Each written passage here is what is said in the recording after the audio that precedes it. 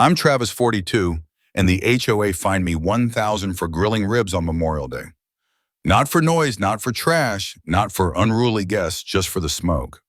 I remember standing at my grill apron on brush in hand, kids chasing each other in the grass behind me, when Karen marched across the street like she owned the pavement and the sky above it. She didn't say hello.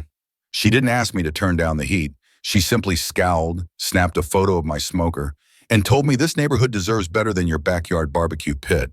A week later, a letter arrived, a violation notice with a fine of $1,000 for what they called excessive smoke output in a shared residential area. Karen, the HOA president, had included a handwritten note. Consider this your last warning. This isn't a public park. It was signed in blue ink with her looping, flowery handwriting that masked a tone sharp enough to slice brisket. The worst part, at this next HOA meeting which I attended just to get some clarity, Karen read out my name like I was being indicted. She didn't even look at me. We have a serial griller who continues to pollute the neighborhood air. This isn't Texas. This is a refined community. People chuckled. Some even nodded.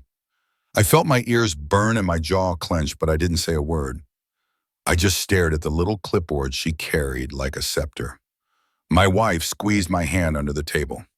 Our youngest son, Cole, had drawn a little picture of our grill and a smiling family that very afternoon. It was crumpled in my jacket pocket. That's when I knew I couldn't let it slide. I had something Karen didn't: patience and precision. After all, before I became a quiet father of two and a community IT manager, I spent 10 years serving as a Navy cook on carriers, where I learned to feed 5,000 sailors under pressure with joy. I knew fire, I knew rules, and I knew how to win with a smile. But before I tell you what happened on that day, let me explain how it all began. For Karen turned grilling into a crime, our life in Windermere Lakes was the definition of peaceful. We had moved in 4 years ago, hoping to give our kids a quieter upbringing than the constant shuffle of military bases and rented townhouses. The neighborhood was just north of Houston, quiet, clean, and full of oak trees that whispered when the wind passed through. Every house looked like it had been cut from the same magazine layout: beige brick trimmed lawns, stone mailboxes. It was safe, predictable, boring in the best possible way. Back then, I didn't pay much attention to the HOA. The dues were manageable. The community events were nice enough, and people waved when they passed. My focus was on the kids and my sacred Sunday tradition grilling. My wife Amanda and I turned our backyard into a little slice of Texas, a hand-built smoker, a flag hanging from the shed, and mismatched lawn chairs we refused to replace. Every Sunday, the smell of oak wood and smoked brisket would drift down the cul-de-sac. Neighbors used to joke about planning errands around my cook times so they could pass by and maybe score a plate. It was simple, wholesome, and full of laughter. That is until Karen became president of the HOA. Karen had always been around lawn trimmed within a quarter inch, a dog that never barked, and a glare that could melt glass. But once she got that title, something changed. Her walk changed. Her clipboard became permanent. She started enforcing with dignity, as she called it. Flags were measured. Grass length was cited. She once handed out laminated notices about excessive Halloween decor because someone had put up blinking pumpkins.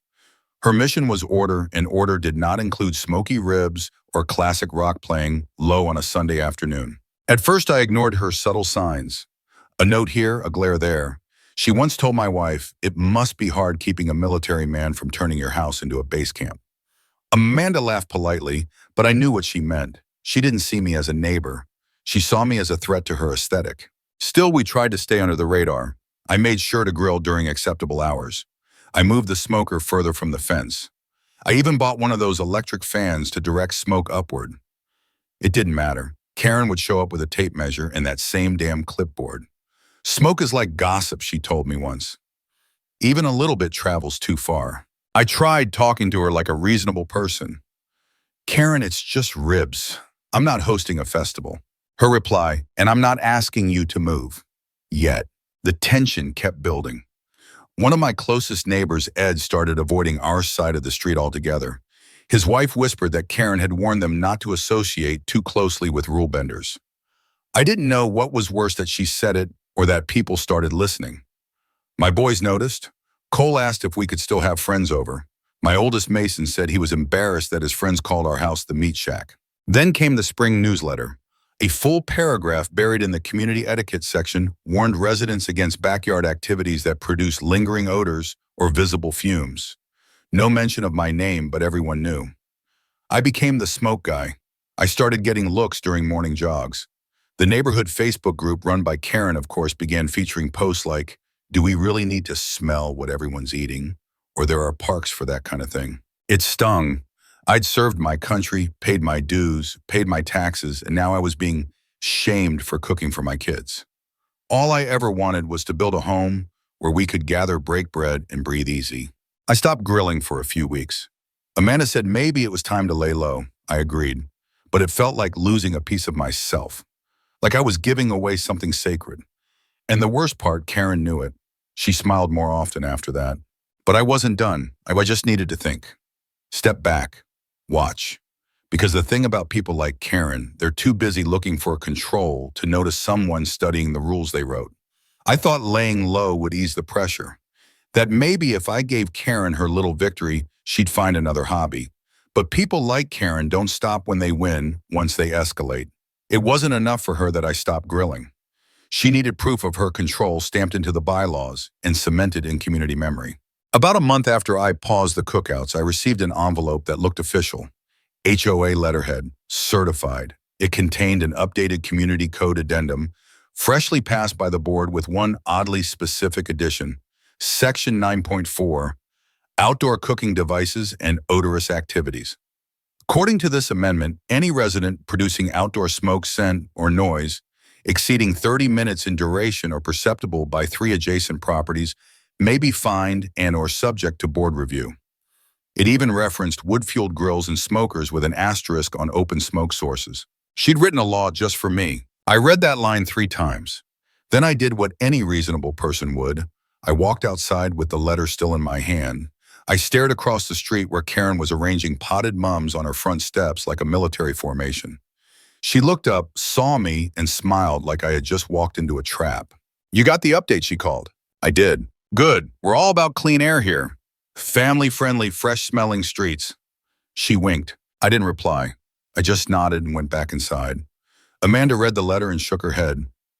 She's obsessed. We tried to laugh it off, but the message was clear. This wasn't about the smoke. It was about submission. She wanted obedience. Quiet backyards, tamed men. A few days later, I got another notice, this one citing me for a past cookout that supposedly violated the new rule, retroactively. It was absurd, but HOA boards live in a gray area where logic doesn't always win. They can bend timelines, they can reinterpret minutes, they can clarify violations in their favor. Then came the kicker, but was to attend a mandatory board meeting for continued odor violations and refusal to cooperate with neighborhood standards. That phrase, refusal to cooperate, sat with me like a threat. And maybe it was. At that meeting, Karen didn't just cite my grill. She pulled out a slideshow. I'm serious, she had a PowerPoint presentation titled Preserving Windmere Lakes. My house was in 3 of the photos. In one, you could see smoke curling lazily above the fence. In another, my son, Mason, was holding a plate of ribs. She even included a photo of my smoker with a red circle drawn around it. "This is what we're trying to avoid," she said, clicking through slides like a prosecutor. I was sitting in the front row next to Amanda. She leaned over and whispered, "She's unhinged." Karen scanned the room and said, "We've received multiple complaints about the recurring barbecue. As a reminder, this isn't a public venue. This is a neighborhood. People deserve to breathe clean air and walk their dogs without smelling grease and wood smoke." Someone raised their hand and asked if any actual complaints had names attached. Karen waved the question away. "Several. Private but verified." She looked at me then. "You're free to enjoy your home, just not in ways that make others uncomfortable." There it was, the HOA mission statement distilled to its coldest essence. I looked her straight in the eye and said nothing.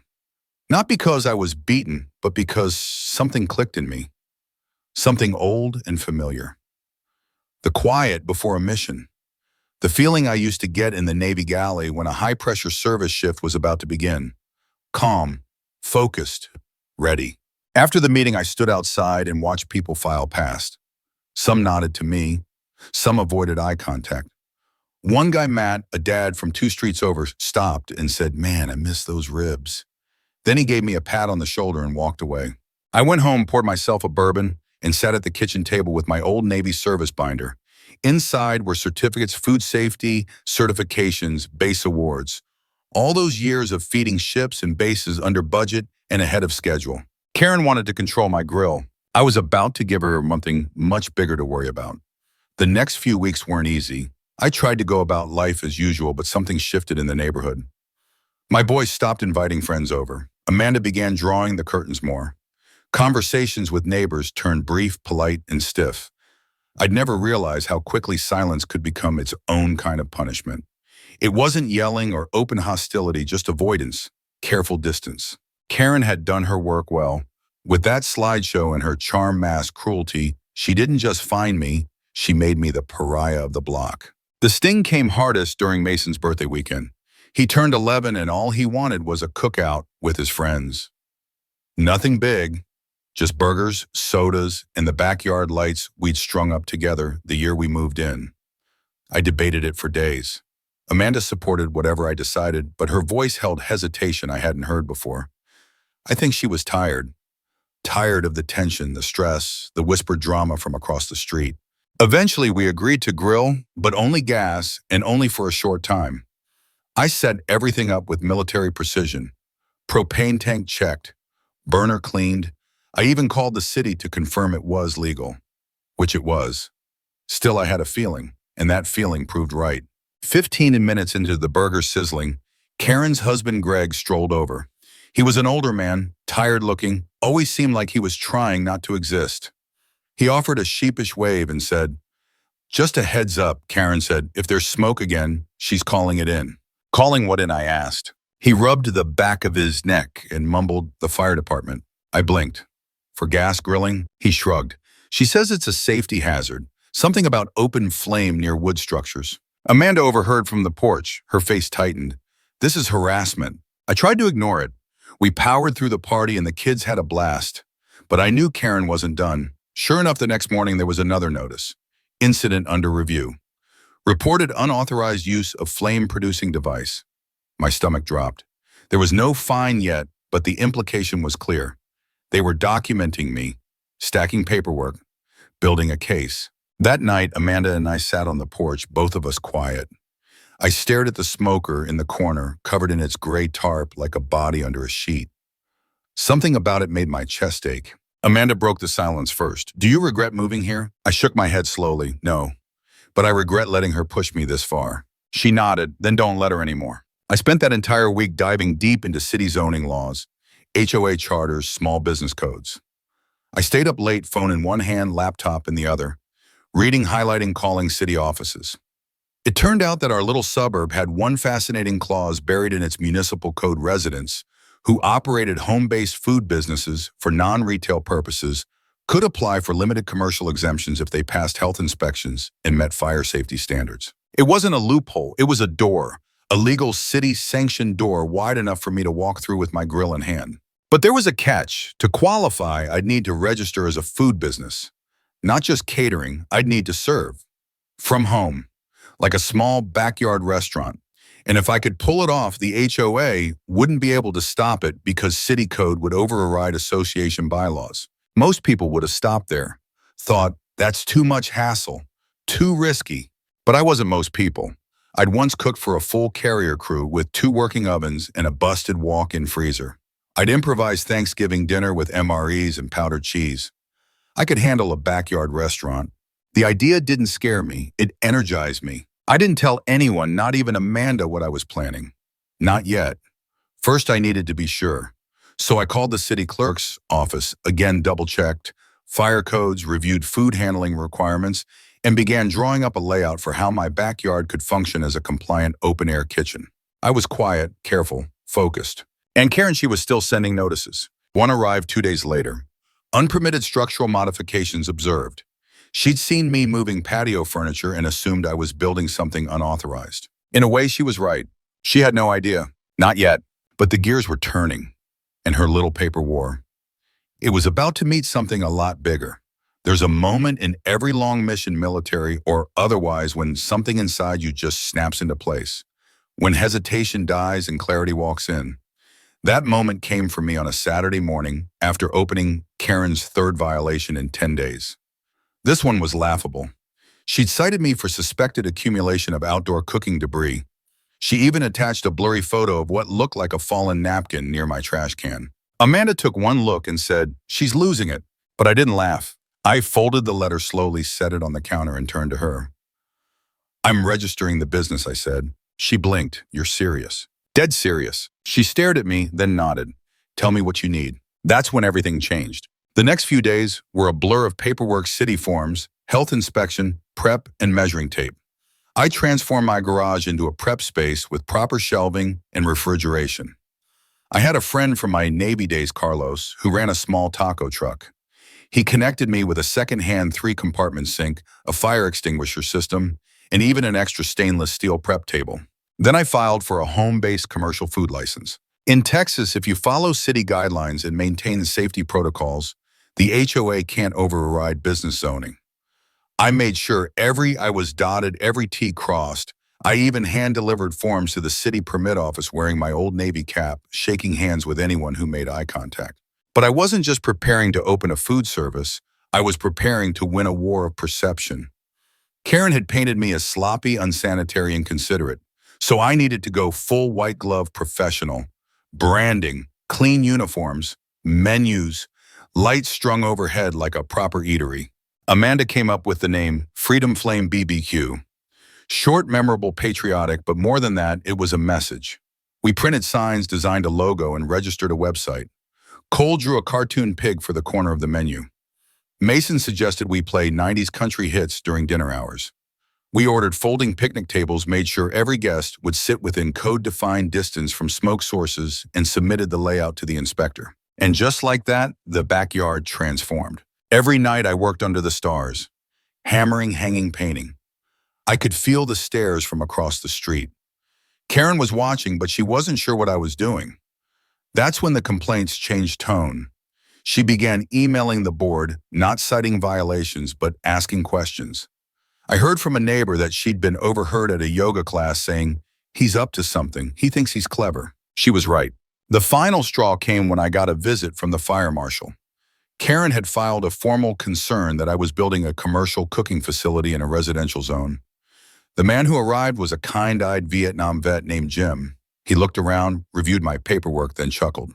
"You're more prepared than most of the food trucks I inspect," he said. "Karen, call this in." I grinned. "You guessed it." He leaned in, lowered his voice. "I don't like bullies." He signed off everything. I passed the inspection with flying colors. 3 days later, I received my official license. Amanda cried when I held it up. "I can't believe it," she whispered. "Oh, it's real," I said. "And it's just the beginning." Then I did something that made Karen's jaw practically hit the pavement. I posted the announcement on the neighborhood Facebook group. "Coming soon, Freedom Flame BBQ. Veteran-owned, city-licensed, backyard-operated, serving Friday and Saturday nights." The comments lit up. "Wait, this is legal. Best ribs in town, hands down. Karen's gonna blow a gasket." And she did. The next morning, I woke up to find 3 HOA board members standing across my driveway. Karen was in front, clipboard clenched like a weapon. She didn't wait for pleasantries. "You're turning your house into a restaurant." "No," I said calmly. "The city is? I'm just running it." She sneered. "You can't serve food from your backyard. This is a residential zone." "I'm licensed, Karen, and fully compliant." She shook her head, sputtering. "This isn't what this neighborhood is about." "You're right," I said, stepping closer. "It's about community, and mine's hungry." She turned, red, stormed off without another word. One of the board members, a quiet woman named Lisa, lingered for a moment before mouthing the words, "Good luck," and following behind. That night, Amanda lit the backyard string lights. I fired up the smoker, and the sweet scent of hickory and mesquite filled the air like a declaration. Opening night was everything I hoped for and more. We weren't trying to make headlines. I just wanted to cook. But when the first ticket printer buzzed to life in our makeshift prep station, I felt that same rush I used to get on aircraft carriers' controlled chaos adrenaline rhythm. By 5:45 p.m., there were people lined up outside the gate. Neighbors, friends of friends, even a couple of police officers from the local precinct who heard through the grapevine that some Navy vet was serving brisket out of his backyard. Amanda handled the front greeting guests, handing out menus, keeping the flow moving. Mason and Cole took orders on a tablet we borrowed from Carlos, running between tables with a kind of proud urgency I hadn't seen in months. They were grinning, laughing, alive again. The food went fast. We had ribs, pulled pork, and smoked chicken sandwiches. I kept the menu small but tight. Everything was made from scratch. I even used the old dry rub recipe from my last deployment, back when we had to keep 300 sailors fed with minimal supplies and sky-high expectations. Word spread like wildfire. By 7:00 p.m., we had a line stretching halfway down the sidewalk. People brought lawn chairs. Kids were playing cornhole in the front yard. Someone set up a Bluetooth speaker and started playing Alan Jackson. Amanda looked at me and said, "This is insane." Then I saw Karen. She was standing across the street, arms folded, lips pressed so tight they could have cut glass. She wasn't alone either. Greg was with her, looking like he wished he could disappear into the hedges. Karen was watching every move, jotting notes on her clipboard, even though I could tell she didn't understand what she was seeing. She waited there for nearly an hour. Finally, right around sunset, a city vehicle rolled up. A man stepped out, clean polo shirt badge on his belt. Code compliance, he announced loud enough for the people in line to hear. Some murmurs passed through the crowd. A couple people pulled out phones. Karen's face lit up like she'd just won a prize. The officer walked over to the side gate where Amanda stood and asked to speak to the owner. I wiped my hands, took off my apron, and stepped out. He introduced himself, then glanced around the setup. "Got a complaint," he said, anonymous, about unlicensed food service on residential property. "Got my license right here," I said, reaching for the laminated copy I kept in a frame by the counter. I handed it over. He reviewed it, nodded, then did a slow lap around the space, checking distances from the cooking area to the fence, verifying hand-washing stations, fire suppression signage. After 15 minutes, he came back and handed me the paperwork. "You're solid," he said. "Frankly, better run than most food trucks I inspect." "Appreciate that." He leaned in slightly. "I'll log this as a closed case. Tell your neighbor she's wasting her time." I looked over his shoulder and locked eyes with Karen. She didn't flinch, but her mouth twitched just once. The crowd had noticed. A few people clapped when the officer left. One guy in a cowboy hat shouted, "Long live the brisket." I could feel the tide turning. The next morning, there were a half dozen posts on the Facebook group. Pictures of Ribs kids playing tag, glowing string lights. The tone had shifted. It wasn't about HOA rules anymore. It was about something more human. A post from Lisa, the quiet board member, got the most attention. "Say what you want, but that was the first time our street felt like a community in years." Karen responded under her official board account. "Neighborhoods are not meant to become theme parks or fast food joints." But her comment got buried. People were done listening, and I was just getting started. Amanda turned to me that evening and asked, "What now?" Now I said, "We serve." Because I hadn't just built a restaurant. I'd built resistance, one rib at a time. Momentum is a funny thing. Once it picks up speed, it doesn't care about rules or reputations. It doesn't ask permission. That first weekend at Freedom Flame BBQ lit a fire in more than just my smoker. The second weekend, we doubled our turnout. The third, we had to cap orders by 8 p.m. because I literally ran out of meat. But success didn't come without friction. Karen wasn't just angry anymore, she was unraveling. She posted daily on the neighborhood group rants about unauthorized traffic, foreign smells, carnival noise. She filed 4 complaints with the city in the 2 weeks, each one a variation of the same desperate script. She even went door to door with printed flyers warning residents of increased rodent activity due to backyard food preparation. One of my neighbors, an older woman named June, handed me one of Karen's flyers with a smirk. I told her to take her paper and shove it somewhere the sun don't smoke. I thanked her and got back to work. But I knew Karen wasn't done. She had power, and people like her don't go quietly. She needed a win, so she tried to outmaneuver me. One Tuesday afternoon, I got a notice from the HOA board summoning me to a formal hearing regarding community disruption. The letter was vague but carried weight. Karen's fingerprints were all over it. Amanda read it aloud, then looked up at me. "This is her trap." I nodded. "Good, I'll bring the bait." The hearing was set for Thursday night. It was supposed to be a private closed-door affair. But I'd read the HOA bylaws. Residents had a right to attend and speak. So I made a post on the Facebook group. "HOA board will be reviewing Freedom Flame BBQ this Thursday. I'll be there with answers and brisket." The post exploded. That night, the community room at the clubhouse was packed, wall to wall. Folding chairs, standing room only. Karen walked in with her signature stack of binders and her permanent frown, only to find half the people eating smoked sausage sandwiches on napkins I'd provided by the door. She looked like she'd swallowed a lemon. I stood in front of the board table, license in hand, and addressed the room. I've lived in this neighborhood for 4 years. I've followed every rule, paid every fine, and served my country. I started grilling because it brought my family together. When the HOA shut me down, I found a legal way to keep doing what I love. This backyard business, it isn't rebellion, it's resilience. There was a long silence. Then Lisa, the board member, who had quietly supported me, spoke up. Has the city confirmed his compliance? Yes, I said, twice. And has there been a single verified code violation? No, ma'am. Then Karen jumped in. This isn't about legality, it's about quality of life. We have property values to consider. Someone in the back called out, my property value went up with that brisket. Laughter broke out. Karen flushed. People come and go on this street, I continued. But community, that's earned. It's built with trust and time and a little smoke. Someone clapped.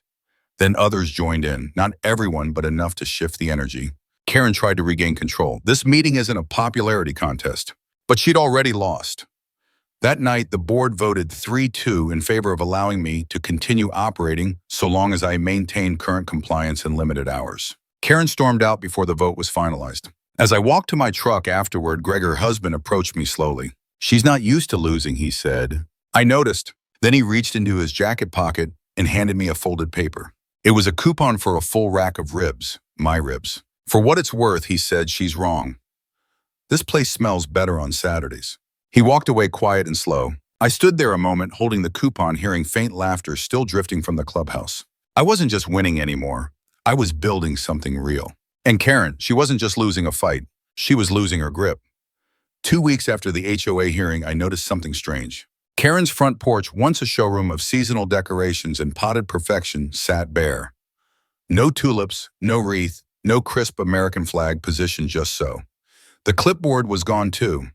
She hadn't posted on the Facebook group in days. No passive-aggressive gardening tips. No veiled threats about noise ordinances. At first, I thought she might be regrouping, planning some elaborate final move. But then came the knock on my door. It was Lisa, the board member, who had always seemed too quiet for her own good. She held a manila envelope, and behind her polite smile was something different. Relief, maybe, or exhaustion. She resigned, Lisa said. I raised an eyebrow. Karen. Lisa nodded. Effective immediately. Greg filed a change of address form last week. They're moving to her sister's place in Louisiana. I didn't say anything at first. Just opened the envelope she handed me. Inside was a copy of the resignation letter. To the Board of Windermere Lakes, effective today, I am stepping down from my role as HOA president. I no longer feel supported in my efforts to uphold community standards. It is clear my approach is no longer aligned with the evolving values of this neighborhood. I wish you all the best. Karen Halbrook. It was clinical. No apology, no acknowledgement of the chaos she had caused, just a silent exit cloaked in self-righteousness. She didn't say goodbye, Lisa added, just left a key and took off. Amanda read the letter twice and finally said, it's like the oxygen came back to the street. But the story didn't end there, not yet. That weekend, I decided to do something bold, something poetic. I posted a limited RSVP on our restaurant's page, Veterans Appreciation Night, free meals for military families, live music, a celebration of smoke service and community. We expected maybe 30 guests. Over 80 showed up. The backyard buzzed with chatter and music. I had brought in an old friend from my Navy days, a blues guitarist named Deacon, to play under the string lights.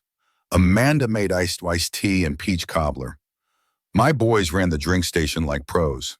And right around 7 p.m., a silver sedan pulled up quietly down the block. I recognized the car before I recognized the woman stepping out. It was Karen, but she didn't walk over. She just stood there across the street watching. No clipboard, no glare. Just her arms crossed loosely, her expression unreadable. I kept flipping ribs, glancing her way every few minutes. Eventually, Greg got out of the driver's seat and walked up to our fence. He waited until I stepped over. She wanted to see it, he said, glancing back at her, and I told her she didn't have to come, but I think she needed to. I didn't respond right away. I could have said a lot, could have rubbed it in or offered her a taste, but something told me she wasn't here for that.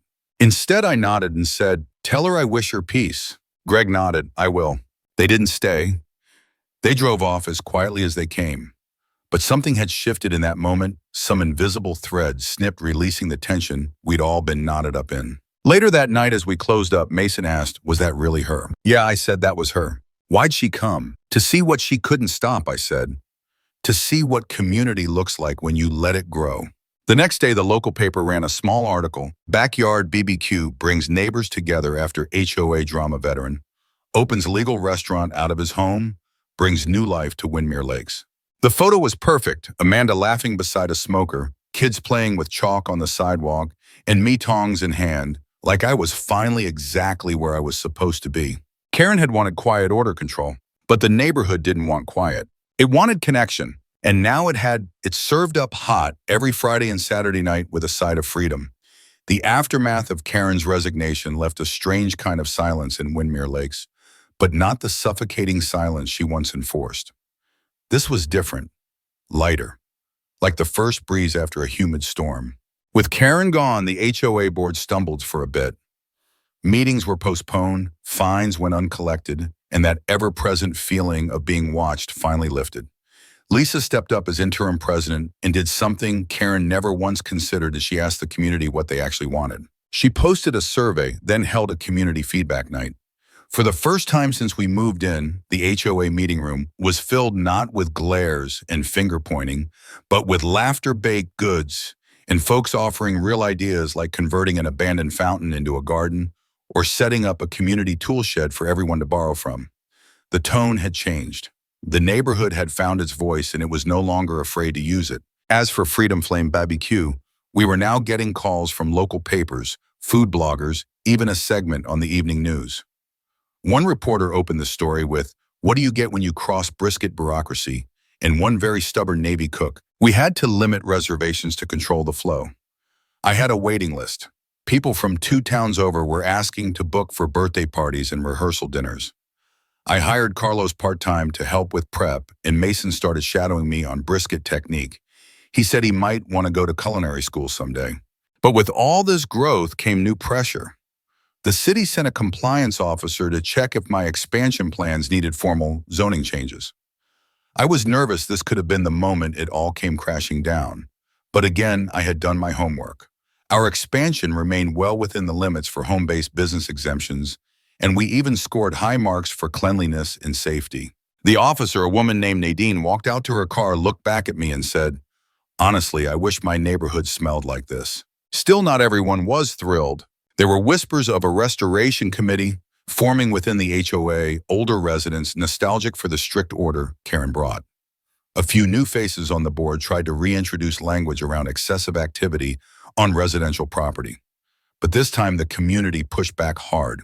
At the next board meeting, over 50 residents showed up, most wearing Freedom Flame hats or shirts. Lisa opened the floor and one by one people spoke. An older man said his grandkids started visiting again because they loved eating in the backyard turned restaurant. A single mom talked about how it was the only place she could take her kids for a good meal without driving 30 minutes. Someone even suggested partnering with me to start a community cooking night. Then came the kicker. A quiet woman named Nadira, who had never spoken at a meeting before, stood up and said, "I moved here 3 years ago.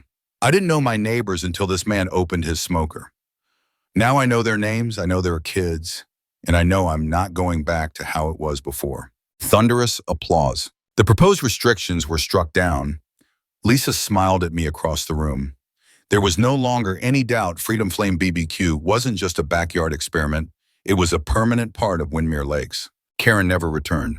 Greg stopped by my once quiet kind. He handed me an envelope with no return address. Inside was a gift card to a local butcher and a simple note. "She couldn't say it, but I think deep down she respected your fight. You won. Use it well." I never saw him again. But every time I seasoned a new rack of ribs, I thought about her watching from across the street, unable to stop what she feared community without her control. She thought she was the gatekeeper of the neighborhood. Turned out she was just holding it back. In the quiet that followed all the noise after the board meetings, the complaints, the news stories, I finally found space to breathe. Freedom Flame BBQ wasn't just surviving, it was thriving. But I didn't feel like I was in a fight anymore. I felt settled. And more than that, I felt seen. Our Friday and Saturday night services became more than just dinner. They turned into gatherings. Stories were told over pulled pork sandwiches. Strangers met and shared tables under the string lights. I started recognizing the same couples, the same families week after week. Kids would race up to the smoker and ask if I had any burn ends, and I'd always keep a little tray off to the side just for them. Amanda called it soul food in the purest sense, not because of the recipes, but because of what it did to people. And me, I found peace in the rhythm, the prep, the slow smoke, the careful slicing. It reminded me of my Navy years, but without the chaos, without the hurry, just structure, purpose, calm. I hadn't realized how much I needed it, how much of my identity had been quietly packed away the moment I folded my uniform and became a civilian. For years, I tried to blend in, keep things quiet, be a normal neighbor. But Karen's war against my grill had unearthed something I hadn't expected: my resolve. Not anger, not vengeance, but quiet determination. I hadn't changed who I was. I'd returned to it. That shift changed how I saw everything. Even Mason and Cole noticed. They said I smiled more, that I seemed bigger somehow, like I had grown into myself. Amanda, God, she was a rock through all of it. When the crowds grew too big, she stepped in without a word. When I doubted myself, she reminded me who I was. One night after service, we stood under the porch light while I scrubbed the last pan. She leaned in and whispered, "You turned spite into sanctuary." I didn't say anything, just reached for her hand.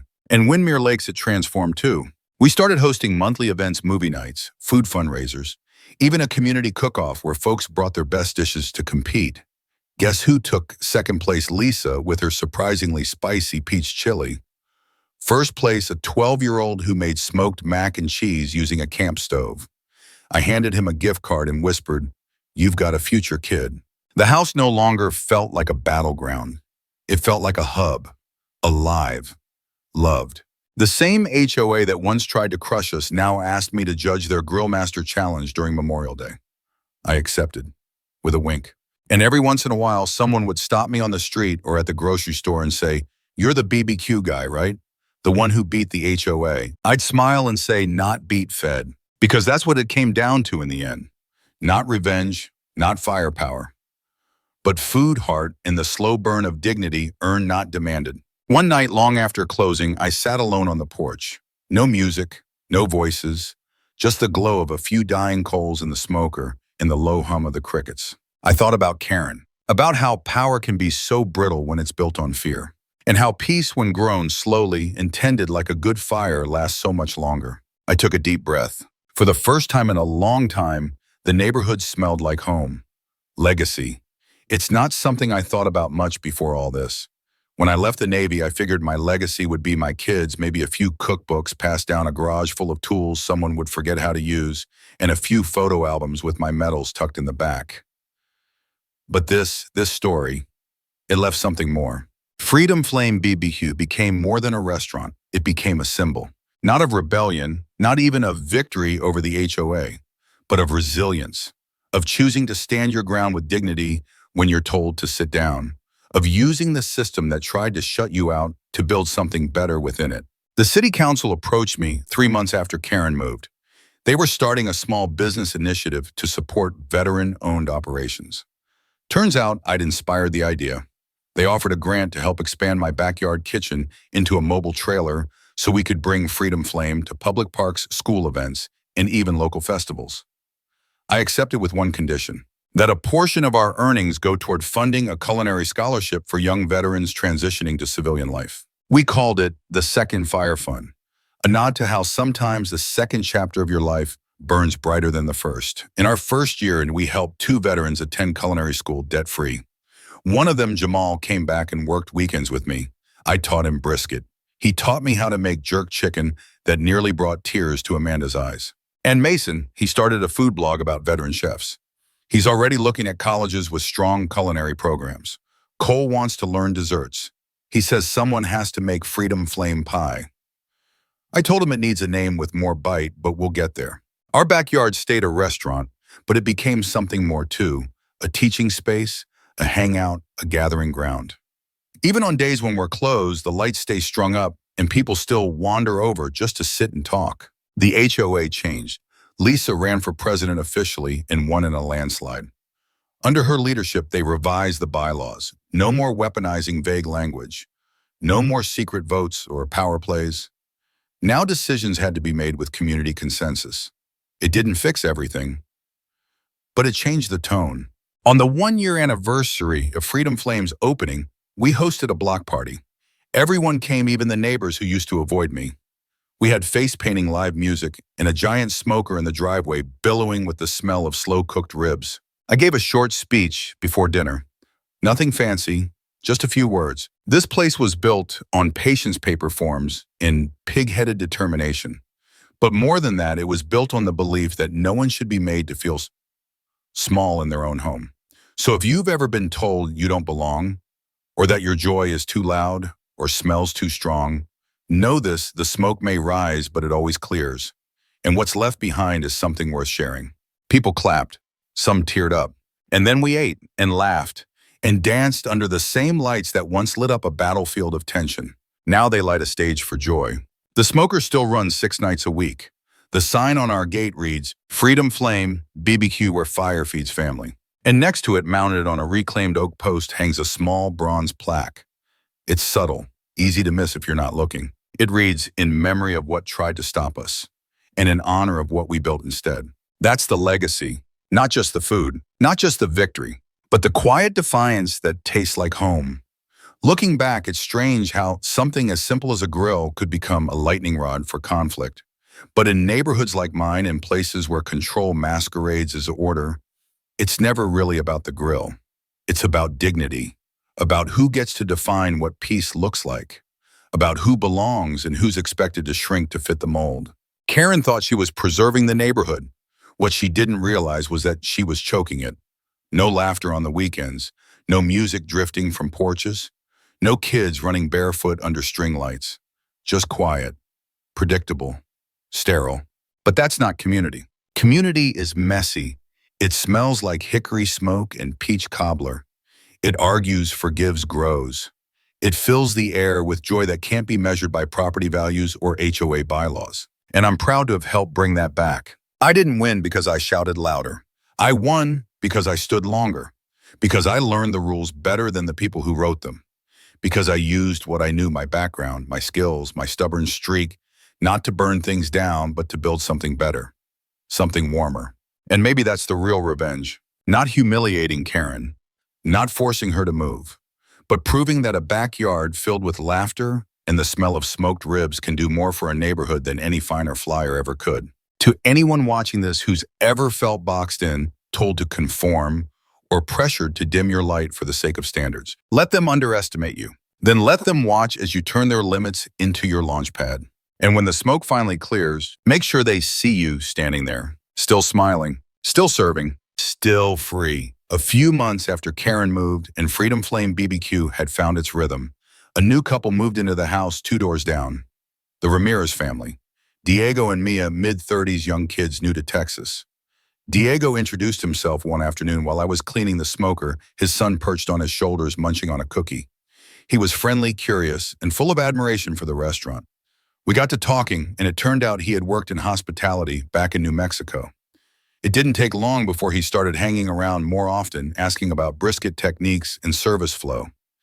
He wasn't intrusive, just eager. One Friday night, I offered him a shift helping with prep. He jumped at it. Diego became a fixture, reliable, positive. He even brought some of his own touches to the menu, a green chili glaze that made our smoked chicken a local favorite almost overnight. We clicked like old shipmates. Amanda took a liking to Mia, and our kids started riding bikes together around the cul-de-sac.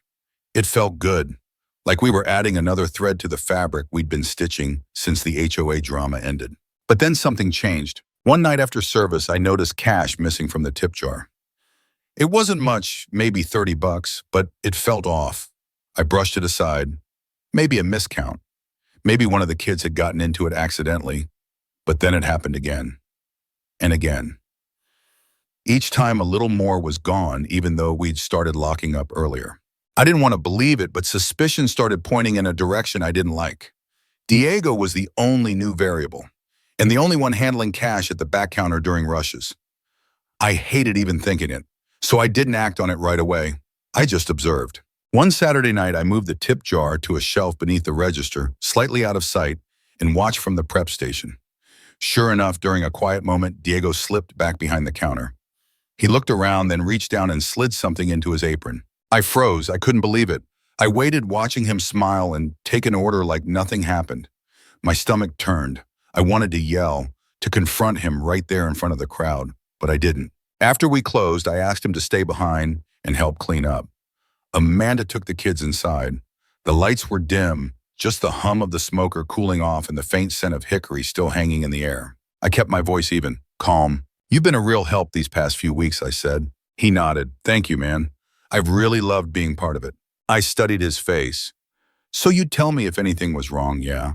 If something was off?" He hesitated, just a flicker. "Of course," he said. "Why?" I leaned back against the table. "Because the tip jar's been light, and I saw you tonight." His expression didn't break right away. Then he looked down, rubbed his palms together, took a deep breath. "Travis, I wasn't going to say anything.